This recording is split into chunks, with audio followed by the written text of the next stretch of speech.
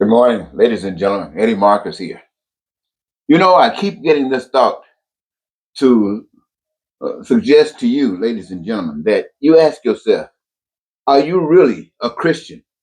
Or even if you really know what a Christian is, and you kind of weigh that about your desire to go to heaven. Something was kind of itching me, and I wanted to ask you.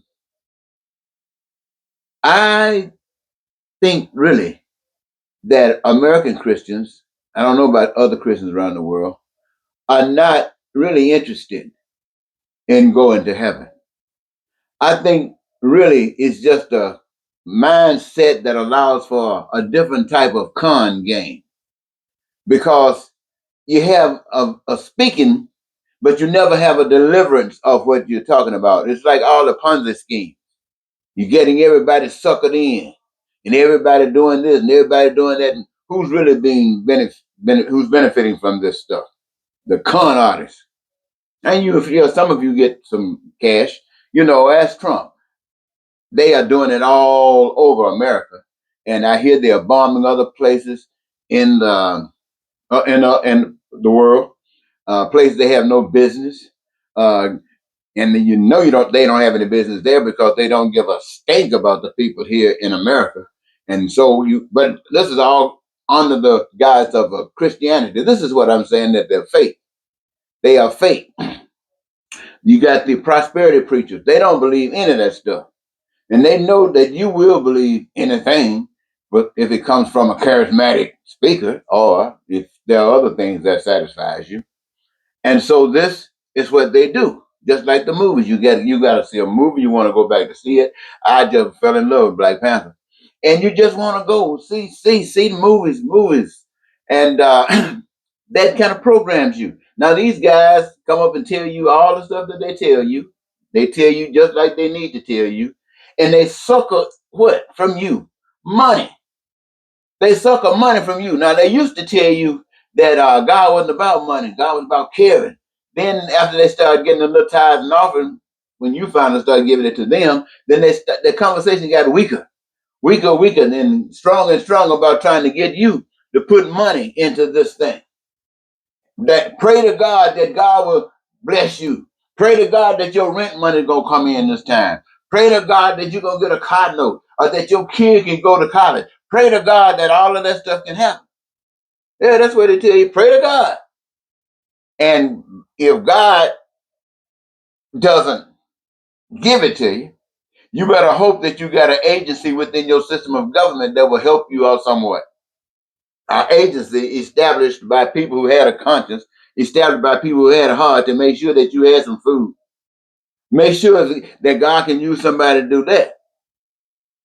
Because if they had to, you wouldn't get it. They need jets. They need $65 million jets and more. And they need an airplane, what you call it when you got a port, an airplane port. Where they got an assembly of airplanes just traveling all over the world. Telling people about God. And the world going straight to hell every day, murdering, starving people, abusing people, slaving people. What? Trying to get some money. Trying to get some money. Figure that money will help them feel like they're in heaven. Somebody won $1 billion the other day, I heard. I used to think about stuff like that, but when I heard somebody won that, I was so glad that I hadn't played the lottery and tried to win it, because if I had got it, I knew that would have been a world of trouble. And the only way you could have really dealt with it was to give it away. Give it away. Just give it away. Just throw it up in the air. Whoever get whatever handful you get it. And that would have been great. But anyway, these Christians, they say heaven is supposed to be all right. Look, God tells you all the time, puts it before you, that you can have heaven right here on earth, wherever you are, wherever people that are led by the Spirit of God is. And that's supposed to be heaven, just the fact that they are there. And if it's not heaven, it's going to turn to heaven or they're going to get kicked out real quick. That means that God is not wanted. God is not going to force himself. God is not wanted. You go to a place and you tell people about loving and how what it means, and they so filled with hate and racism and bigotry and all other stuff that they do that they kick you out. They deserve all the hell that they get. And any Christian in there knowing that somebody got kicked out, that means that this is hell. And you, all of us, are in the middle of this hell. So what does our Christendom mean? What does our love for God mean? It doesn't mean a thing. If you think I'm lying, ask the sister. Ask the sister what the church means. They gonna tell you nothing. You can't even talk about stuff as long as you're getting that tax exempt. So you shut up. You just keep on pulling yours in, prosperity preachers. Others just try to keep the lights on and buying into a lie. Could be, because that's all we have, are lies. That if you just hang on and die, on the other side, heaven gonna come. What does that mean by heaven? That means that you don't have to suffer for nothing. That means that wherever you are, it's a joy to be there. And you got something to do. You welcome it. You find joy in it. Why? Because it's something that you love. And when you find something that you love, that you engage in, joy is the result. And as you have this love and joy, doing what you have loved to do, it's joyous for you to do, what are you actually doing? You're meeting the needs of the people. What they have determined is absolutely essential and necessary for their satisfaction. And that involves, but not limited to, food and clothing and shelter and education and transport. I mean, anything that's made and designed by the hands of men, it is God's gift to one another. It is, let me tell you one more time, everything that is set up in such a way that it is an expression of man, it is for the benefit. And it doesn't mean a con game for you to say, yeah, they want it. Now let me see how much I can charge them. Let me see how much I can get from it. You don't supposed to get a doggone thing, but the joy that you don't have to pay for nothing. Why? Because everything belongs to everybody. What you gonna do with money? Why you want to rip them off? Why do the billionaires and millionaires want to rip you off? So they can do what they want to do with all this extra money that they can't do anything with. You die with $10 billion that's out there in the wind.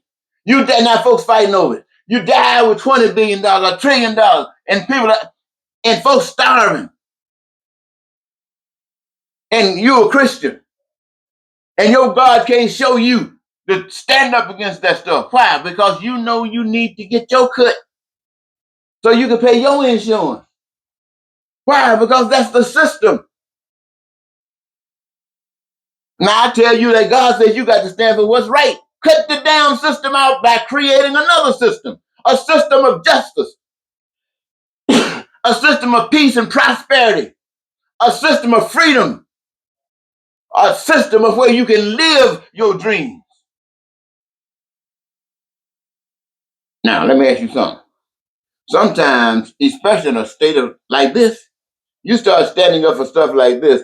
Usually, unless something magical is happening, you stand up talking stuff like this, and a couple of people listen to you, they gonna kick you out. Who gonna kick you out? America. Who is that? That means the system. That means everybody in it gonna kick you out. And same old, gonna keep right on going. But the joyous thing is, I can say this. If you believed in Jesus, Jesus said, "Hey, but one thing for you to do. You ain't gonna call down no soldiers to fight like Russia, Ukraine, or Gaza. Now then, you're not gonna call down soldiers to do that kind of stuff. You're gonna wear yourselves out, kill yourselves out. Your generations to come, the generations to go, just wipe yourself, never get a chance to live. Nothing but expression of hell for some people to walk all over you, abuse you. Yes, my friends. All you have to do is change the system. You, the people, change the system. Everything that you need right now is available. The businesses keep on going because they service the need of the people. They service the need of the people in every area, basically.